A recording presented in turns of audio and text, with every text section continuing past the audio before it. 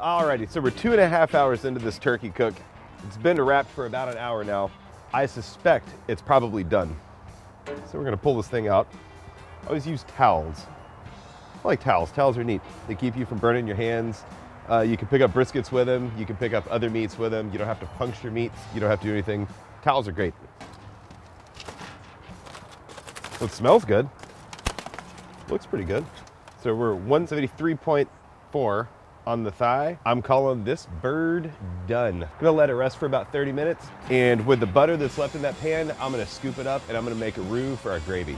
So I'll take this little guy inside.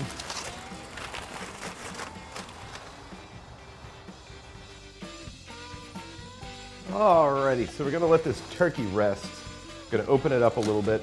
The important thing about turkey, and any meat for that matter, is that you've gotta let it rest. As it's cooking, the muscles are tightening up, they're squeezing out moisture. You need to get some of that moisture back. If you slice it while it's still raging hot, it's still kind of cooking, all the juices are gonna run out. It'll look awesome, but it's gonna end up dry.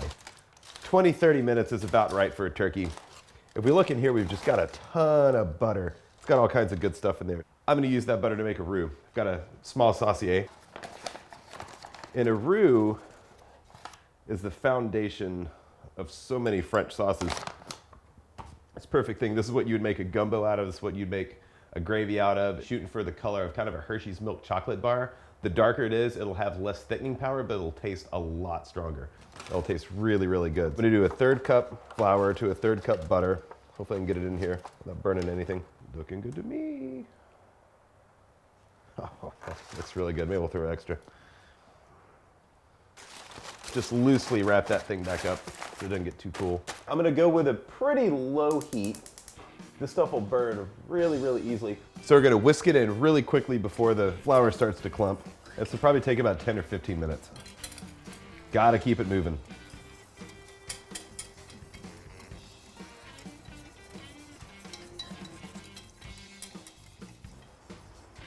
So this color right here, this is perfect. It looks like melted chocolate. It's like liquid brisket. So I've got the roux finished. It's exactly the color I want it. This is where it gets pretty loose with gravy or sauces. I'm gonna saute some onions and some of the turkey butter before I put the roux in there, and then I'm gonna put a stock in there. You can make your own stock. Unfortunately, I didn't have time, so I'm using a big thing of chicken stock. Butter. I'm gonna do almost a pretty high heat here. Medium high. Now that the butter's hot, I'm gonna throw a small handful of white onion, finely chopped. Just gonna saute these things a little bit.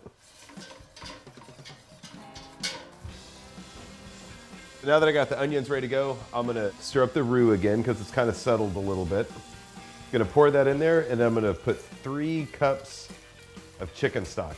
Again, I didn't have time to make my own stock, and that's a little embarrassing. But that's just the way it is. And that is a beautiful color. Very exciting.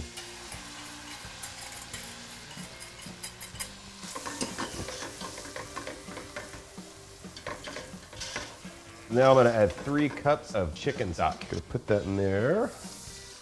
Oh yeah. Got all the ingredients in here. I'm gonna bring it up to a boil. I'm gonna turn off the heat. I'm gonna let the roux thicken it while it's cooling down. And at that point, I'm gonna season it with salt and pepper. I think it's gonna be good. It smells good. Looks good too.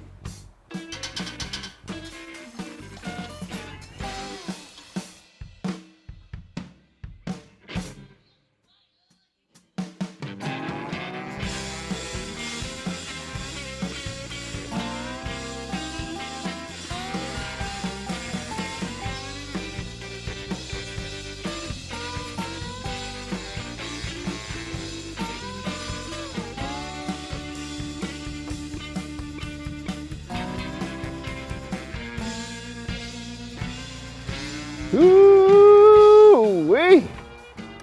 Turkey's ready. Happy Thanksgiving, y'all. Hey, get over here and eat. You too, honey.